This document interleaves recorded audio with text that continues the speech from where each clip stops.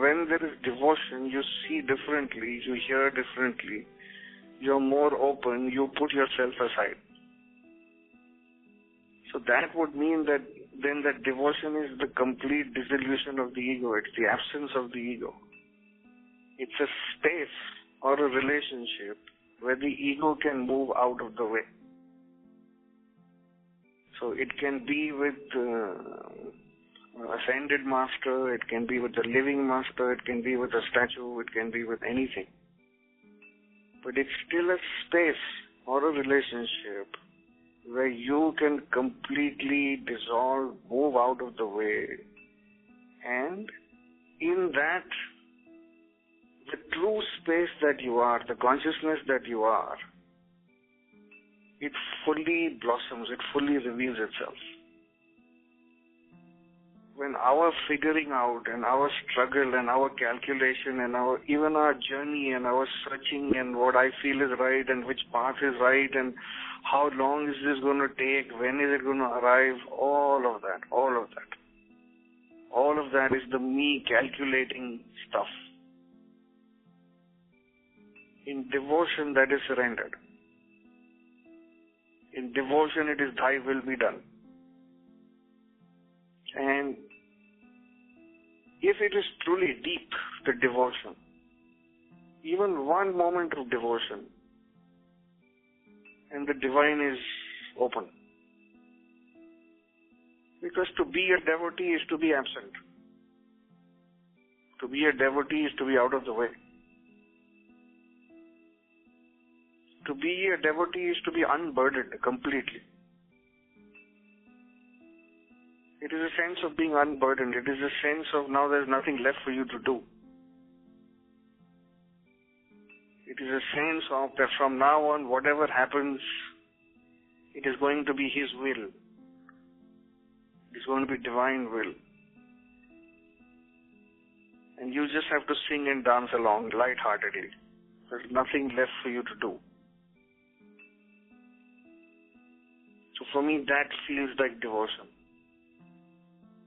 So the relationship of devotion is a relationship where you can put down the burden of me. So that is also the symbolic movement of the student touching the teacher's feet. He's putting down the burden of me. Or you go to a temple, or you go anywhere, you just put your head down, and it's the me acknowledging its defeat. The difficulty here is that the world teaches us the complete, exact opposite. The world has taught us that we have to win. You can never be defeated. You have to defeat everybody else. I have to be the most powerful, the most knowledgeable, the greatest, the most special, the greatest teacher, the greatest facilitator. I have to win. I have to win all my arguments. I have to win everywhere. And devotion in a strange way is about losing. It's about losing everything in some sense. Devotion is losing everything. Surrender is losing everything. What the mind likes to do is it practices conditional surrender.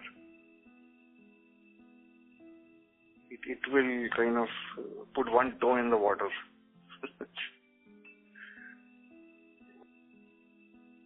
Surrender means you're gone. You're not left to resist there. It seems like a scary space, but it's not. The funny thing is you feel most powerful in that place. One is, connected to this amazing force which is looking after you. And anything becomes possible. It's a kind of a fearless space. We think that surrender is scary. It's actually exactly the opposite. It's the turnaround. It's the mind and the ego that is always scared of everything. The ego cannot eat a single food also without calculating.